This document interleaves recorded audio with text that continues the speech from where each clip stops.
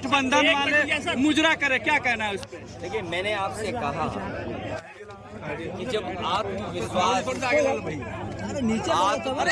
जब लड़खड़ाता है तो जवान भी लड़खड़ा जाती है। जब आत्मविश्वास लड़खड़ाता है तो जवान भी लड़खड़ा जाती है, और कहीं न कहीं उनके कॉन्फिडेंस में कमी आ रही है, और उसका परिणाम ये है कि इस तरह की भाषा इस्तेमाल हो रही है। उन्हें पता है, बीजेपी के लोगों को, कि जनता इस बार उन्हें हटाने जा रही है। 7वें चरण में हर मौके पर मैंने कहा कि जनता का गुस्सा 7वें आसमान पर होगा। जो 6वें चरण में वोट पड़ा है, जो बौछार हुई है वोटों की, 7वें में इन्हें 7 समुंदर पार जनता भेज देगी भारतीय जनता पार्टी के लोगों को। इनकी हर बात झूठी, वादे झूठे निकले। न किसान की आय बढ़ी, न नौजवानों को नौकरी रोजगार मिला, और अन्याय की सब सीमा लांघ गए। जब आप उद्योगपतियों का कर्ज माफ कर सकते हो तो गरीबों का, किसानों का कर्ज माफ क्यों नहीं कर रहे? सूदखोर की वजह से घटनाएं बलिया में हुई, गाजीपुर में सुनने में समय समय पे जगह जगह से आती है। सरकार ने क्या रास्ता निकाला है जिससे गरीबों को बचाया जा सके, या गरीब को कभी जरूरत पड़े तो उसके लिए कोई इंतजाम इस तरह का हो जहां से वो सस्ती दर पर पैसा ले सके।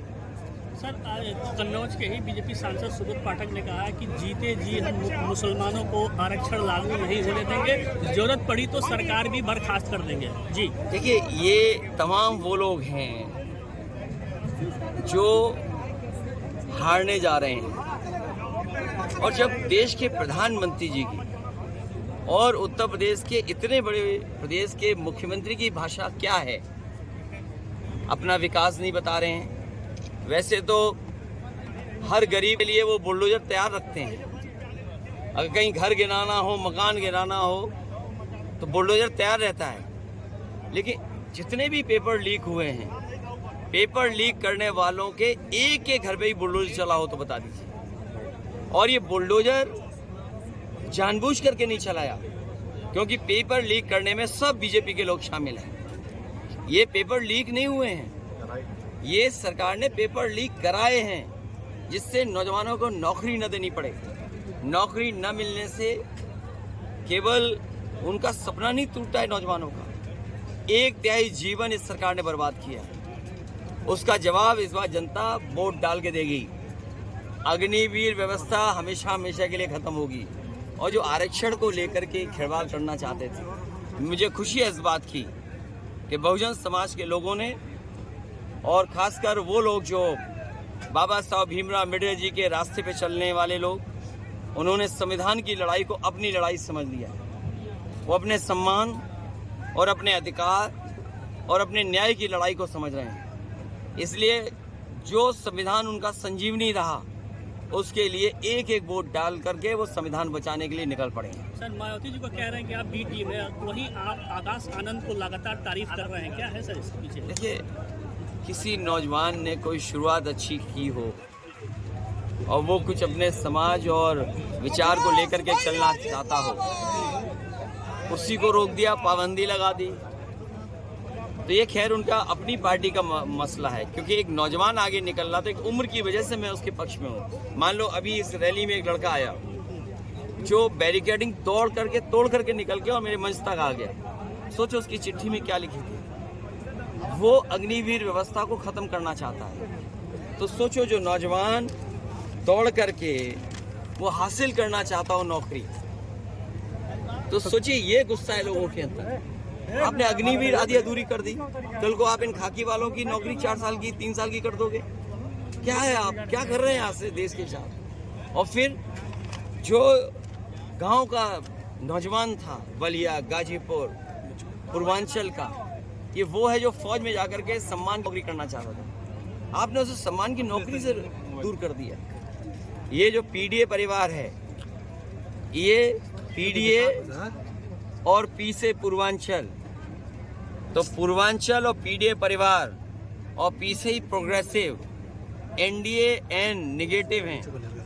ये नकारात्मक राजनीति करते हैं। एनडीए मतलब निगेटिव, नकारात्मक राजनीति करते हैं, और जो एन से हैं वो भी नकारात्मक हैं। इसीलिए उनकी भाषा बदल गई। पी प्रोग्रेसिव हैं, पी पीडीए परिवार सबको साथ लेकर चलने वाले लोग हैं। सर आजमगढ़ में देखा जाए तो धर्मेंद्र यादव के खिलाफ जो है अपर्णा ये प्रचार करने उतरी है, इसको कैसे देखते हैं सर? कोई बात नहीं, ये कोई बड़ा मुद्दा नहीं है। जी सर। बड़ा मुद्दा ये है कि बलिया आते आते डबल इंजन के इंजनों का धुआं क्यों निकल जाता है। सर अपर्णा यादव का जो प्रचार है सर अपर्णा यादव का जो प्रचार है वही यादव पर कोई असर पड़ेगा यादव वोटरों पर आजमगढ़ में सर? अपर्णा यादव ये लड़ाई संविधान बचाने की है। इस पीडीए परिवार के साथ सब जुट गए हैं और हमारे सनातन जी का नाम तो जानते ही हो ना, जिसकी शुरू अंत ही नहीं, सनातन। और इन्होंने तो पहले दिन ही चुनाव जीत लिया, उससे बेहतर और कौन चुनाव जीत सकता था। पिछली बार तो रह गए थे, लेकिन इस बार रहने वाले नहीं हैं, इस बार लोकसभा में जाने वाले हैं।